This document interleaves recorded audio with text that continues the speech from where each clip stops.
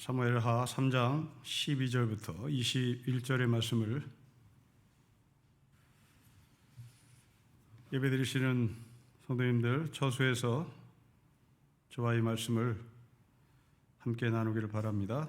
제가 봉독하겠습니다. 눈을 따라서 함께 읽어주시면 되겠습니다. 아브넬이 자기를 대신하여 전령들을 다윗에게 보내 이르되 이 땅이 누구의 것이니까? 또 이르되 당신은 나와 더불어 언약을 맺사이다. 내 손이 당신을 도와 온 이스라엘이 당신에게로 돌아가게 하리이다 하니 다윗이 이르되 좋다. 내가 너와 언약을 맺거니와 내가 너에게 한 가지 일을 요구하노니 나를 보러 올 때에 우선 사울의 딸 미가를 데리고 오라. 그리하지 아니하면 내 얼굴을 보지 못하리라 하고 다윗이 사울의 아들 이스보셋에게 전령들을 보내르되 내 처 미가를 내게로 돌리라. 그는 내가 전에 블레셋 사람의 포피 100개로 나와 정운한 자니라 하니 이스보셋이 사라를 보내 그의 남편 라이스의 아들 발덱에게서 그를 빼앗아오매 그의 남편이 그와 함께 오되 울며 바울임까지 따라왔더니 아브넬이 그에게 돌아가라 하매 돌아가니라. 아브넬이 이스라엘 장로들에게 말하여 이르되 너희가 여러 번 다윗을 너희의 임금으로 세우기를 구하였으니 이제 그대로 하라.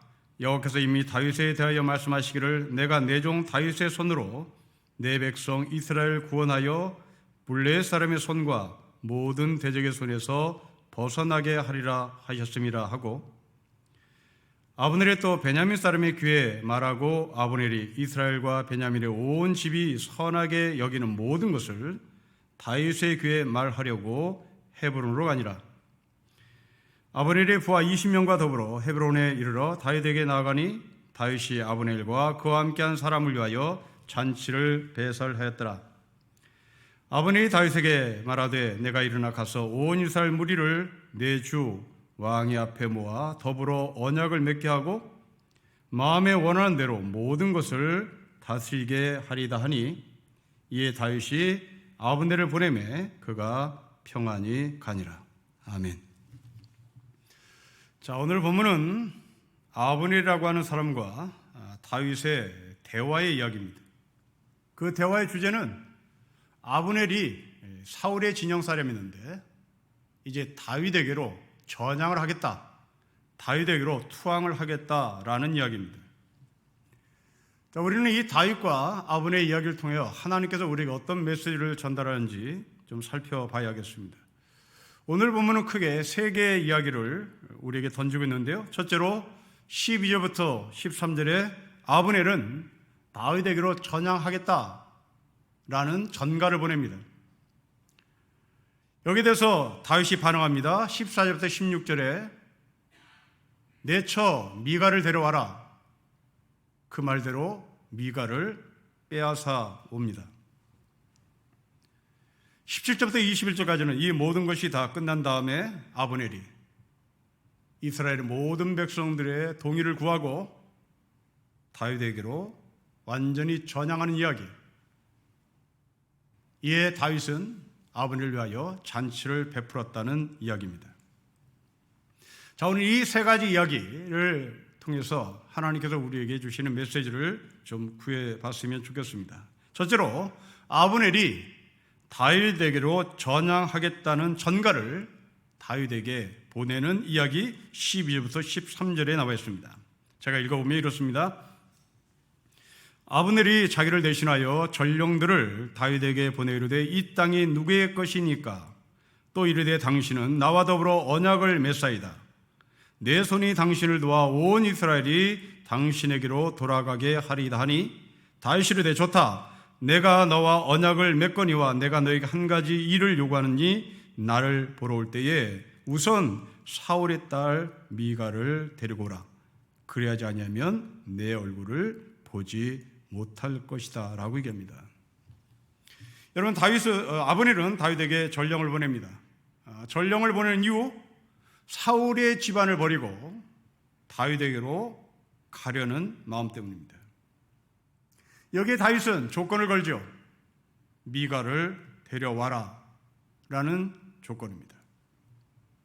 자, 아브넬은 사울의 진영 사람입니다. 이 사울의 진영에 있었던 아브넬, 소위 제2인자였던 사람이 사울의 진영을 버리고 다윗의 진영으로 전향을 하겠다는 이야기입니다. 여러분, 현대 정치로 말한다면 이 당에서 저 당으로 전혀 사상적 이념이 다른데 그 사상적 이념이 다름에도 불구하고 이 당에서 저 당으로 옮기겠다는 사람입니다. 자, 예를 들면 일제 강점기를 우리가 경험했습니다. 그 일제 강점기에 문을 열었던 사람들, 그들은 을사오적들입니다. 이 을사오적들은 왕이 아닙니다. 아브넬처럼 그냥 장관일 뿐이고 왕의 신하일 뿐입니다. 이 왕의 신하였던 아브넬이 전령을 보내어 우리의 모든 것을 다 끌고 다윗 당신에게로 가겠다고 말한 것과 동일하게 조선의 왕을 뒤흔들어 을사오적들이 우리나라를 일본의 통째로 갖다 바치는 이야기입니다. 전혀 사상적 이념도 다르고 전혀 민족적 동일체도 없고 문화적 일치도 없는 일본에게 을사오적들은 고종을 뒤흔들어서 조선이라는 나라를 통째로 일본에게 갖다 바친 것이 바로 일제강점기의 출발입니다. 그 일제강점기가 동안에 또한 독립운동가들, 그들이 일본으로 전향했던 사람들은 많이 있습니다. 그 중 하나가 이광수라는 사람입니다. 이광수는 대단히 똑똑했던 사람입니다. 그리고 역사의식이 있어서 민족주의자였습니다.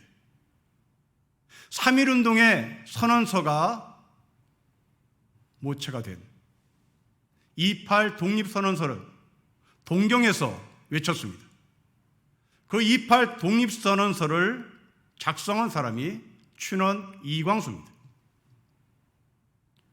또한 이 이광수는 그 2.8 독립선언서를 작성한 것으로 끝나는 것이 아니라 이것을 영어로 번역을 해서 서구에 알린 사람이기도 합니다. 역사의식이 있어서 2.8 독립선언서를 만들었습니다. 실력이 있어서 영어로 번역까지 했습니다. 이런 이광수가 전향합니다. 그 전향하며 새벽이라는 잡지에 이광수는 글을 씁니다. 그 글의 제목은 민족 개조론입니다. 이 민족 개조론, 여기에서 이 사람은 이런 말을 합니다. 이기적이고 나약한 겁쟁이 조선 민중은 엘리트 집단에 복종하고 봉사를 해야 한다. 여기서 이 엘리트 집단은 일본을 말하고 일본 문화를 말합니다. 이 민족 개조론의 사상적 근거가 발전해서 소위 식민지 근대화론이라는 이론이 만들어집니다.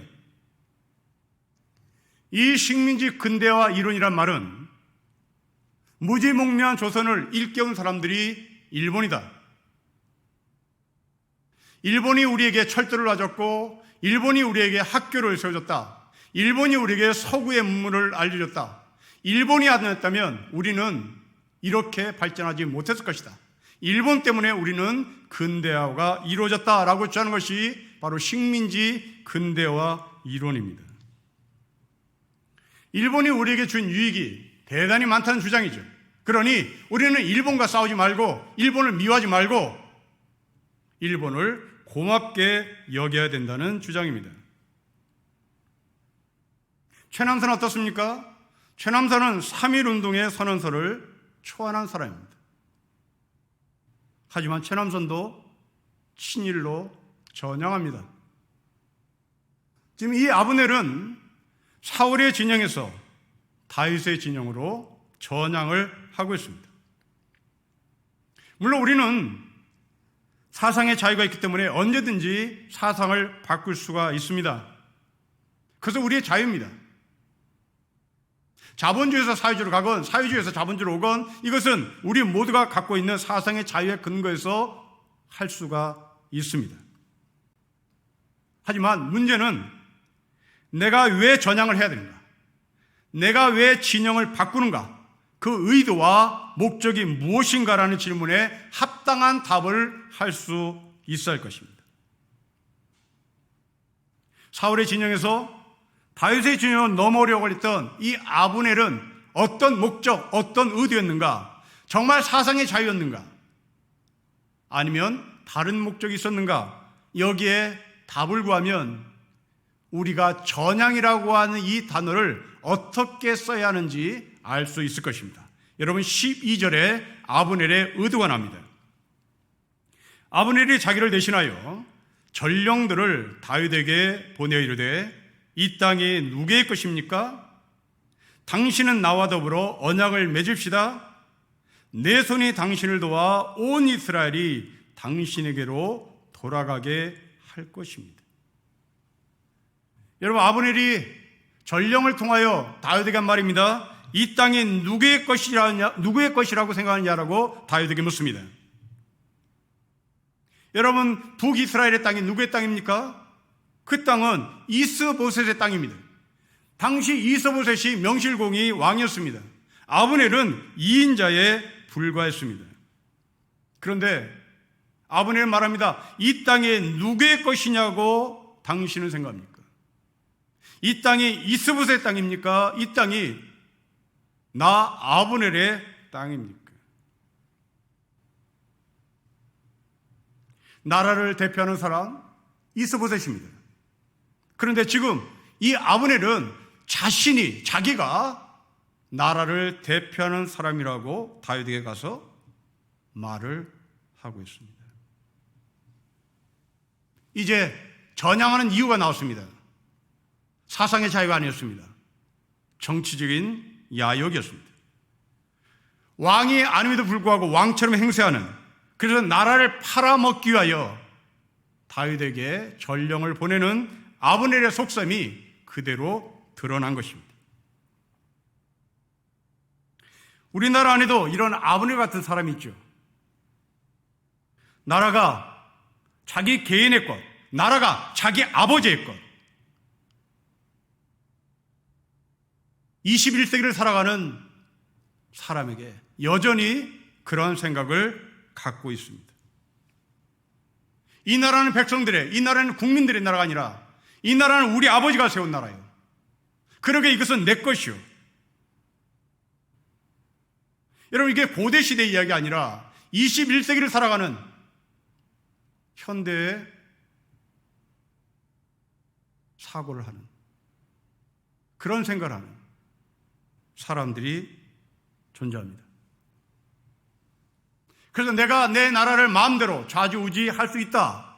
바로 그것이 국정농단이고 자기 마음대로 대통령과 장관과 이 명령체계를 이뤄내지 않고 이상스러운 사람들이 옆에 껴서 나라의 질서를 혼란하게 만든 사람이 있습니다.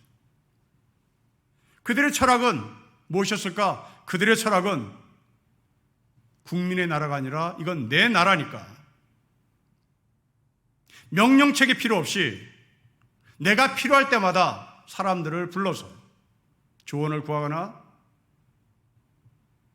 자신이 하고 싶은 일들을 해 나가려는 의도였던 것이죠. 아브넬은 그런 사람이었습니다. 우리나라 국회의원들 중에는 나라가 자기네 것이라고 착각하는 사람이 있습니다.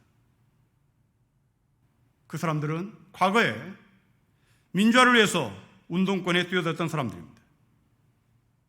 그런데 그 운동권에 뛰었던 사람들이 당시에 대척점이 있었던 사람들과 지금 야합을 합니다. 전향을 하고 당을 바꿉니다. 물론 반대의 사람도 있죠. 여러분, 왜 그런가? 거듭 말씀드리지만 어느 누구도 진영을 떠날 수 있는 자유와 사상의 표현과 우리가 가진 권리는 분명히 있습니다. 하지만 아브넬과 같은 목적이라면, 아브넬과 같은 이유로 우리가 사상을 전향하고 진영을 바꾼다면 그 사람은 나라를 위한 사람이 아니라 자기 욕심을 채우기 위한 기회주의자라고 말할 수밖에 없는 것이죠. 아브넬은 다윗의 사상을 따르고 싶었던 것이 아닙니다. 아브넬은 자기의 권력을 다윗의 진영에 가서도 여전히 유지할 수 있는가를 지금 타진해 보고 있는 겁니다. 정치의 욕망이, 야심이 대단히 많았던 사람인 것이죠.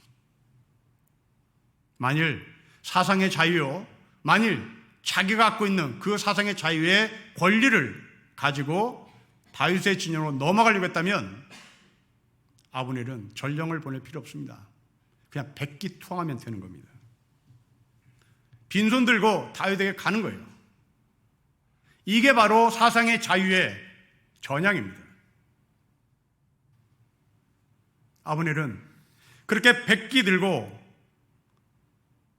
손에 아무것도 들지 않고 다윗에게로 찾아가는 것이 아니라 자기의 권력을 유지하기 위하여 다윗과 지금 딜을 하고 있습니다. 여러분, 사람은 변합니다. 사람은 변할 수밖에 없습니다. 하지만 정직하게 변합시다. 솔직하게 변합시다. 배고픔이 무서워서, 고문이 무서워서 나는 변절할 수밖에 없었다고 고백하는 것은 변절 아닙니다. 그건 솔직입니다. 그건 정직입니다. 그러나 내가 배가 고파서, 고문이 무서워서 이렇게 말하지 않고 저쪽이 틀려서, 저쪽을 보니 썩어서 이렇게 말하는 것은 이쪽에서 대접을 받고 싶었던 거죠. 저쪽을 욕해야 이쪽에서 대접을 받을 수 있기 때문입니다. 여러분, 이것은 변절입니다. 자기의 전리품을 들고 들어와서 자기의 입지를 견고하게 하기 위한 아브넬은 변절입니다. 이건 전향 아닙니다. 전향은 백기를 드는 겁니다. 전향은 대가를 받지 않는 겁니다. 대가를 원하지 않는 겁니다. 우리는 자기가 처해 있는 공동체에서 벗어나 다른 곳으로 갈 때 항상 기존에 있는 공동체를 비판하고 기존에 있는 공동체를 악하게 폄하하는 말들을 자연스럽게 합니다. 이럴 때 그 사람의 마음을 여러분들은 헤아려야 됩니다. 아, 저 사람은 솔직한 사람이 아니구나. 저 사람은 배고프다는 말을 솔직하게 하지 못하는 사람이구나. 저 사람은 이 공동체에서 고통을 받는다는 것을 말하고 싶은 사람이 아니구나. 이 공동체를 욕해서 저쪽에 가서 자신의 권력을, 자신의 유익을 얻어내기 위한 거짓 행동이구나 라고 보시면 되는 겁니다. 자, 이렇게 아브넬이 다윗에게 접근하자 다윗의 반응입니다. 여러분 13절 보십시오. 다윗이 이르되 좋다. 내가 너와 언약을 맺거니와 내가 너에게 한 가지 일을 요구하노니 나를 보러 올 때에 우선 사울의 딸 미가를 데리고 와라.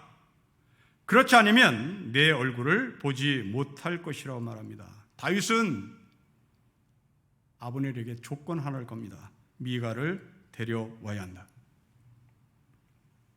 여러분, 그런데 이 미가를 다윗은 어떻게 표현합니까? 13절 말씀을 다시 보십시오. 내 처 미갈 말하지 않습니다. 내 아내 미갈 말하지 않습니다. 나의 부인 미갈 말하지 않습니다. 사울의 딸 미갈을 데려오라 말합니다. 이런 미갈은 정말 다윗을 사랑했던 사람입니다. 사무엘상 19장을 보면 자기 아버지 사울이 자기 남편 다윗을 죽이려고 하자 미갈은 목숨을 걸고 다윗을 도망하도록 길을 열어줍니다. 그만큼 다윗을 사랑했던 미갈입니다. 이 미갈에서 목숨을 건진 다윗은 그때부터 망명 생활을 시작하죠. 다윗이 망명 생활을 한 사이에 미갈은 어쩔 수 없이 다른 남자와 결혼했습니다. 그리고 그 남자와 함께 지금 잘 살고 있습니다. 그런데 다윗은 그 여자를 데려와야 한다고 얘기합니다. 여러분, 왜 그럴까요? 왜 잘 살고 있는 미갈,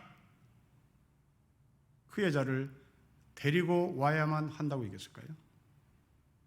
우리는 이미 지난주에 공부했습니다. 다윗에게는 많은 여자들이 있었습니다.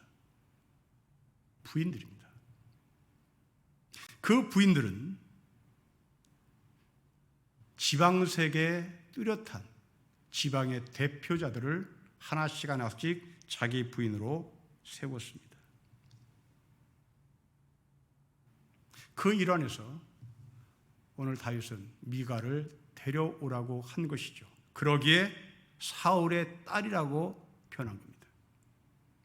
사울은 왕입니다. 그렇다면 미갈은 왕족입니다. 여러분, 고대 시대에 왕권을 강화하기 위하여 자기 부인이 어떤 피를 갖고 있냐는 대단히 중요했습니다. 이 고대 근동지방의 한 정치가였던 다윗, 그 다윗의 부인 중에 하나가 왕족의 피가 흐르고 있다. 이것은 대단히 중요한 문제였습니다. 다윗의 왕권을 유지하게 하는데 절대적인 힘이었습니다. 지금까지 다윗이 데리고 있는 많은 아내들은 왕족이 아니었습니다. 그냥 지방의 토들이었습니다. 그 지방의 토들이 다윗의 부인이었으나 이제 미갈이 자기의 옆으로 오는 순간 토를 뛰어넘어 왕족의 딸이 다윗을 버티고 있다. 다윗 옆에 있다고 하는 것은 다윗의 왕권이 더욱더 견고해진다는 메시지입니다. 여러분, 이 문화가 유대인에게 발전해서 유대인들은 아빠의 피를 찾지 않고 목의 혈통을 찾습니다. 그 목의 혈통에서 엄마가 유대인이면 그 사람은 유대인입니다. 우리나라 다릅니다. 우리나라는 아버지가 한국 사람이어야 자녀가 한국 사람인데, 유대 사회는 엄마가 유대인의 피가 흐르면 그 자식은 유대인입니다. 그 대표적인 사람이 바울의 제자 디모데입니다. 이 디모데는 사도행전 16장에 보면 아버지가 헬라 사람이고 어머니가 유태인입니다. 그래서 디모데는 유태인이 되는 것이죠. 자, 이런 차원에서 미갈이라는 여자는 사울의 딸이요, 왕족이요, 그 사울의 피가 흐름이요 때문에 다윗에게는 이 미갈을 옆에 두는 것이 왕권을 강화하는 데 절대적인 힘이었던 것이 분명합니다. 그래서 미갈, 이 여자는 나의 부인이 아니라 사울의 딸이라고 표현했고요. 또한 14절을 보십시오. 지금 이 다윗은 미갈을 사랑해서 결혼한 것이 아닙니다. 내가 전에 블레셋 사람의 포피 100개로 나와 정혼한 여자다. 나 돈 주고 샀다. 결혼이 사랑으로 이루어진 것이 아니라 전략으로 이루어졌고 정략으로 이루어진 것입니다. 다윗은 본전 생활 끝났고 또 다윗은 자신의 왕권을 더욱더 강화하기 위해서 미갈을 데려오라고 요구하는 겁니다. 자, 이 다윗의 이야기를 들었던 아브넬은 도대체 어떤 사람이었을까? 여러분 3장 7절을 가보십시오. 아브넬도 똑같은 반열에 있는 사람이었습니다. 3장 7절에 사울에게 첩이 있었으니 이름은 리스바요 아야의 딸이었더라. 이스보셋이 아브넬에게 이르되 너가 어찌하여 내 아버지의 첩과 통간하였느냐? 사울의 첩을 범한 사람입니다. 사울의 첩을 범했다는 말은 권력을 빼앗겠다는 말입니다. 다윗도 권력이요, 아브넬도 권력입니다. 둘 다 정치적인 목적이 분명합니다. 그 정치의 목적, 권력을 얻기 위하여 남의 부인을 범하기도 하고 현재 남의 부인을 뺏어오는 일에 대해서 전혀 눈 하나 깜빡하지 않는 사람들이 바로 아브넬이고 다윗이었습니다. 우리나라 현대 정치사에서 여성들이 이렇게 뺏기는 일들이 있었습니다. 그 사람은 정인숙이라는 여성입니다. 강북강변에서 이유 없이 총에 맞아 죽은 여성입니다. 여러분들이 인터넷을 검색해서 정인숙을 쳐보면 제3공화국 당시 정인숙은 고급 요정의 마담이었습니다. 1970년 3월 17일 밤 11시경에 합정동 절두산 근처에서 교통사고가 났습니다. 그런데 교통사고가 먼저가 아니라 총격살인 사건이 먼저였습니다. 정인숙은 총에 맞아 죽었습니다. 그리고 교통사고로 둔갑이 된 겁니다. 당시 정인숙은 대한민국 국무총리였던 정일권이라는 사람의 아이를 출산시킨 여자입니다. 당시 야당이었던 신민당은 이 사건의 배후로 나라의 최고 권력자, 그가 이 사건에 개입했다는 의혹을 제시했습니다. 그러나 이 사건은 유야무야 묻히고 말았습니다. 정치적 목적을 위해서 요정의 마담을 끌어들이고 그 요정의 마담을 총에 쏴 죽이고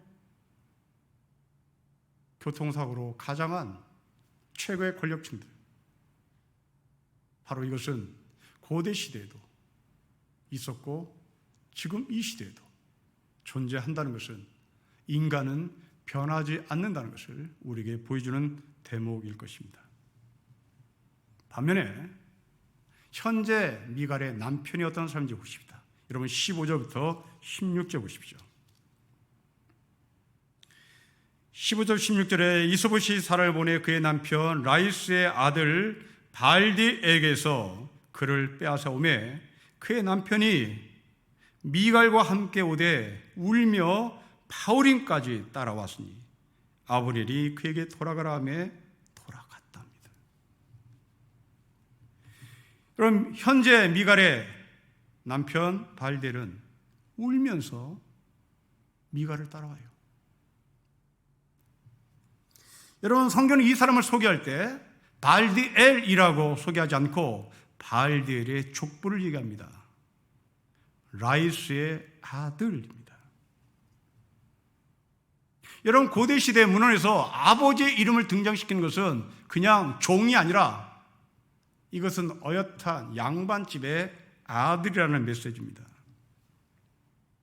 나름 권세 있는 집안의 아들이 바로 발디엘이었던 거죠. 하지만 자기보다 더 힘센 권력 앞에 이 발디엘의 집안의 명성, 수준은 아무것도 아니었습니다. 아무 힘이 되지 못했습니다. 아브넬이 가! 그랬더니 발디엘은 아무 소리 하지 못하고 그냥 갔다는 겁니다. 저항도 못 해봅니다. 내 아내가 왜 끌려가야 하는지에 대한 질문도 못 해봅니다. 그냥 울면서 따라왔던 남편 발델은 아브넬의 겁박에 한마디 말도 못하고 그냥 돌아갑니다.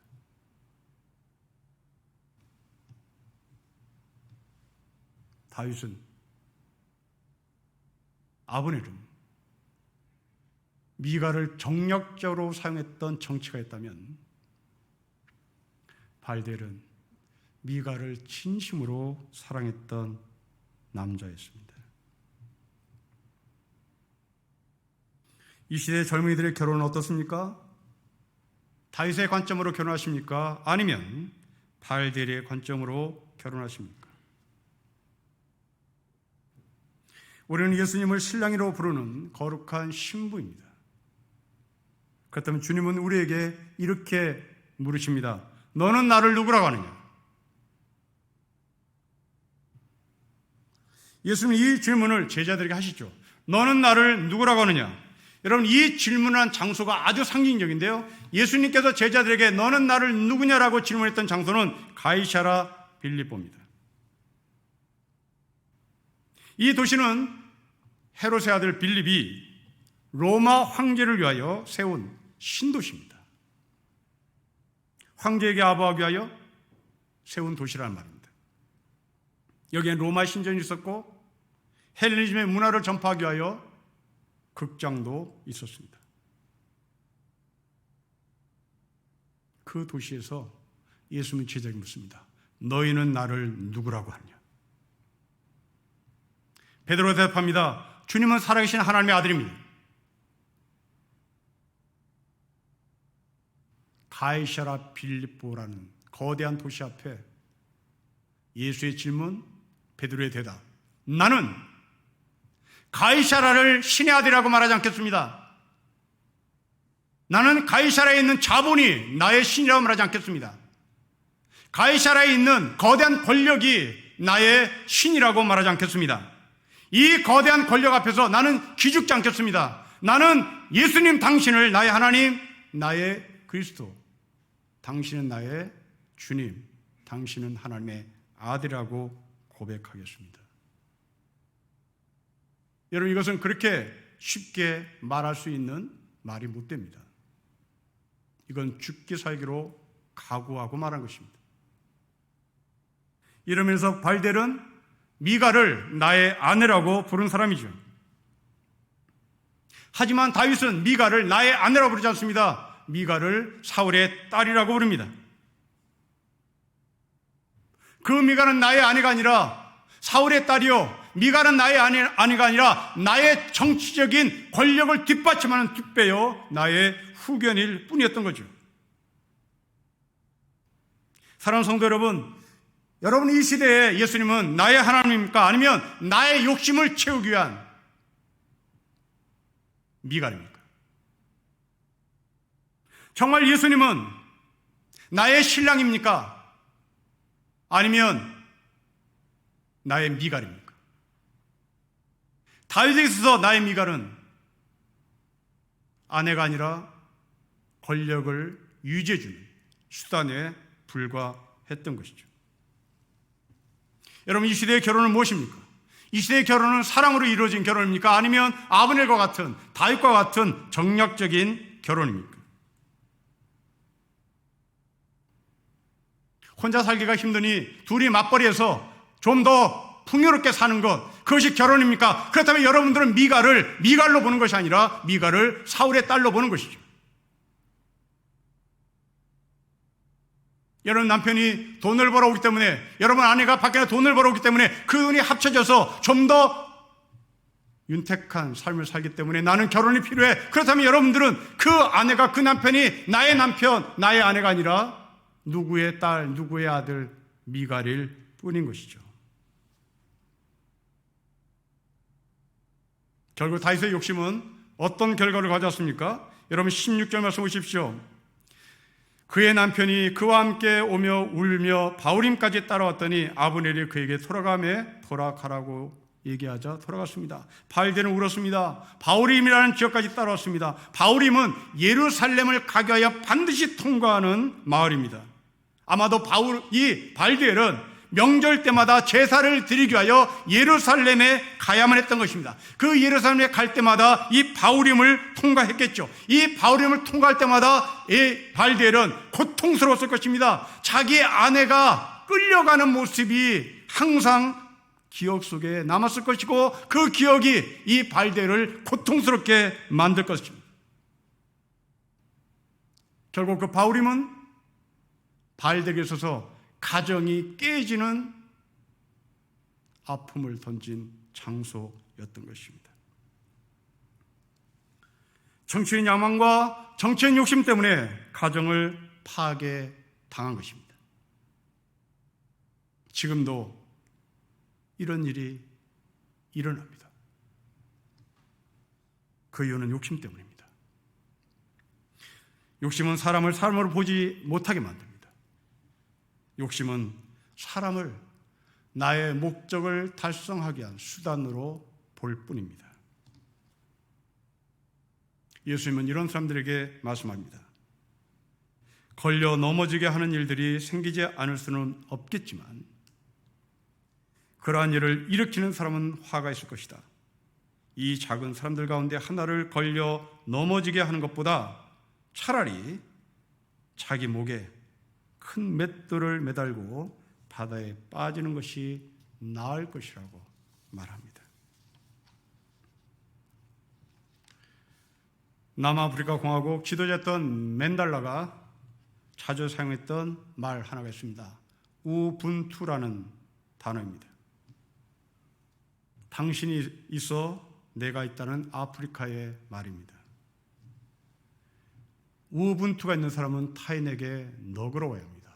우분투가 있는 사람은 타인에게 너그럽습니다. 다윗은, 아브넬은 우분투가 없었던 사람입니다. 안타깝게도 코로나 바이러스로 인하여 고3 학생들이 학교에서 수업을 제대로 받지 못하고 있는 안타까운 현실에 지금 우리는 놓여졌습니다. 이로 인하여 학습 격차가 더 벌어졌습니다. 빈부격차가 심한 것처럼 이제 학습의 격차도 굉장히 넓게 벌어져 있습니다. 이 기회를 통하여 어떤 누군가가, 특히 공부를 잘하는 학생들이 잘됐다 라고 생각한다면 그 학생은, 아니 그 학생의 아버지 어머니는 그 아이에게 우분투를 가르쳐 줘야 할 것입니다. 그러나 안타깝게도 고3 학생들 가운데 그 학습 격차가 현격히 벌어진 것을 오히려 잘됐다, 내 자식을 위해서는 차라리 잘됐다, 이것은 기회다, 이건 찬스다, 이렇게 말하는 사람이 있다면 그것은 엄마 찬스일 뿐인 겁니다. 그건 아빠 찬스일 뿐인 거죠. 그렇게 엄마 찬스, 아빠 찬스에 대해서 비판하던 바로 그 사람들입니다. 그들에게는 우분투가 없는 사람들입니다. 안타까워하셔야 합니다. 빈부의 격차가 안타깝듯이 학습의 격차가 한없이 벌어지는 것, 그것은 그 아이의 IQ의 문제가 아닙니다. 환경의 문제일 뿐입니다. 그 환경은 그 아이가 만들지 않았습니다. 그 환경은 어른들이 만들었습니다. 마지막으로 아브넬이 그러면 어떤 사람인지를 정리해 보십시다. 여러분, 아브넬이 다윗에게 하는 말을 쫓아가 봅시다. 먼저 12절입니다. 전령들을 보냅니다. 17절입니다. 이스라엘 장로들에게 말합니다. 19절입니다. 사울의 지파 베냐민 사람들에게 말합니다. 그리고 이스라엘과 베냐민의 온 집의 사람들에게 말합니다. 20절입니다. 부하 20명과 함께 다윗에게 찾아옵니다. 아브넬은 명실공히 이스라엘 사람들 전체를 장악하고 있었습니다. 전령 20명, 부하 20명, 베냐민 지파, 이스라엘 장로들, 이스라엘 모든 사람들, 아브넬은 장악하고 있었습니다. 어떻게 아브넬이 왕이 아님에도 불구하고 이런 힘을 가지고 있었을까? 그렇다면 아브넬은 두 가지로 해석이 됩니다. 하나는 대단히 인격적으로 실력으로 이스라엘 백성들이 아브넬을 따랐다고 가정합니다. 또 하나는 대단히 폭력적이고 폭군이기 때문에 무서워서 아브넬을 따를 수가 있습니다. 우리는 이 두 가지 중에 아브넬은 누굴까? 지금까지의 아브넬을 공부한 결과 이 사람은 인격이 아니었습니다. 이 사람은 나를 사는 사람이 아니었습니다. 이 사람은 대단히 폭군이었고 대단히 무서운 사람이었습니다. 이 무서운 사람이었기에 이스라엘 백성들은 아무 말도 못하고 아브넬을 따라갔던 겁니다. 지도자들 중에는 자발적으로 따르게 하는 인격을 갖고 있는 지도자가 있는가 하면 철권 통치와 무력으로 사람을 따르게 하는 지도자가 있습니다. 이스라엘 백성들의 급에서 종살이 할 때 바로는 이스라엘 산파들에게 명령했습니다. 모든 사내들은 다 죽여라. 철권 통치였습니다. 그러나 히브리 산파들은 바로의 말을 듣지 않았습니다. 생명을 살렸습니다. 그 생명을 감췄습니다. 하나님은 이 산파들을 축복하십니다. 무력 통치, 그것은 우리에게 순간적 겁과 무서움을 주는 것은 사실입니다. 그러나 그렇게 철권 통치 넘어 계신 하나님의 통치, 그 하나님의 나라는 여전히 히브리 산파들에게 소망으로 작동하고 있었고 결국 우리에게도 그 소망은 여전히 존재한다는 사실을 우리는 믿어야 합니다. 예수님은 우리에게 말씀하셨습니다. 너희는 나를 따르라고 말씀하십니다. 나를 따르라고 말씀하신 예수님은 우리에게 무기를 목에 들이대면서 따르라고 말하지 않습니다. 예수님의 따르라는 명령은 자발적인 따름입니다. 그 자발적인 따름을 동기부여할 수 있었던 이유는 바로 잃어버린 양을 찾아 나가시는 예수님의 삶이었습니다. 그 잃어버린 양을 찾으러 나가신 예수님의 삶을 보며 예수를 바라보는 사람들은 자발적으로 예수를 따르는 것입니다. 아브넬은 철권 통치로 무서움으로 이스라엘 백성들을 따르겠다면 예수님은 자신의 삶을 통하여 예수를 따르겠습니다. 우리는 우리 가정에서 누군가는 아버님이 될 것이고 누군가는 예수처럼 자식들, 아버지를, 어머니를 자발적으로 따르게 하는 인격과 삶의 깊이를 보여주는 사람이 있을 것입니다. 아브넬은 자신의 목적을 위하여 생명을 가볍게 여긴 사람입니다. 이런 권력은 어떤 명분을 내세운다 하더라도 악일 뿐입니다. 그 결과 아브넬은 비참하게 죽습니다. 여러분 27절 보십시오. 아브넬이 헤브론으로 돌아오매 요압이 더불어 조용히 말하려는 듯이 아브넬을 데리고 성문 안으로 들어가 거기서 배를 찔러 죽입니다. 변절한 자, 백기를 들고 투항하며 아무것도 나는 원하지 않습니다 라는 사상의 전향이 아니라 권력의 자리만 이동한 가짜 전향자들, 소위 변절자들, 그들은 이렇게 죽습니다. 우리 이런 삶을 지옥이라고 말하지요.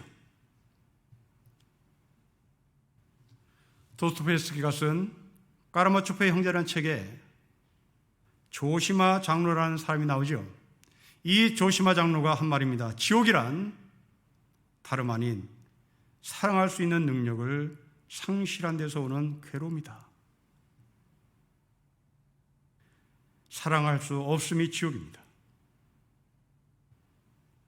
천국에 속한 사람은 사랑하는 사람입니다. 책을 읽으면서 좋은 얘기가 있어 여러분에게 인용합니다. 저자는 말하기를, 좋은 식당에 가면 웨이터들이 늘 손님들의 식탁을 주목한다. 그러다가 물잔에 물이 떨어지면 재빨리 다가와 물을 채워준다. 하나님의 사랑도 그렇다. 우리가 누군가를 돕기 위해 내 잔을 비울 때 하나님은 그것을 넉넉히 채워주신다. 이런 은총을 경험한 사람은 내 잔이 넘치나이다 라고 고백한다. 여러분의 가정이, 우리 교회가 천국이었으면 좋겠습니다. 그 천국은 사랑에 기초합니다. 사랑하는 성도 여러분,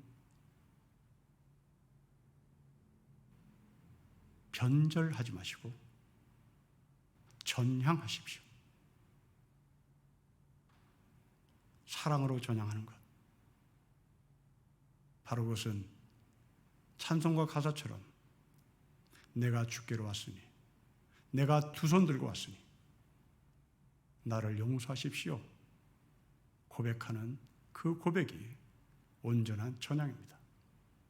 우리 모두가 두 손 들고 천부의 의지 없어서 내가 주님 앞에 손을 들고 옵니다.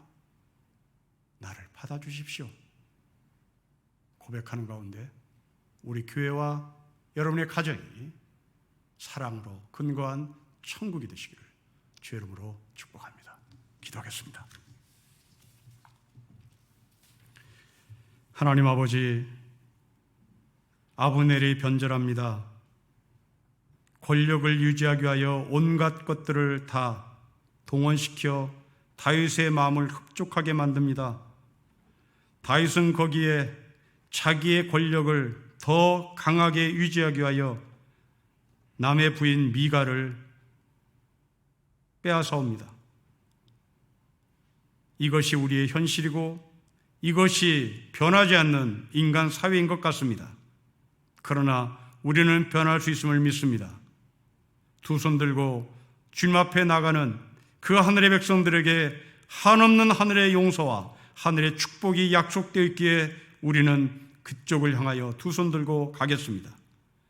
천부의 의지 없어서 손 들고 갑니다 고백했던 찬송가의 가사가 우리의 가사가 되게 하시고, 그런 말미암아 우리 교회와 우리 교회 권속들이 속해 있는 가정들이 사랑에 근거한 천국이 되게 하옵소서. 주 예수 그리스도의 이름으로 기도합니다. 아멘.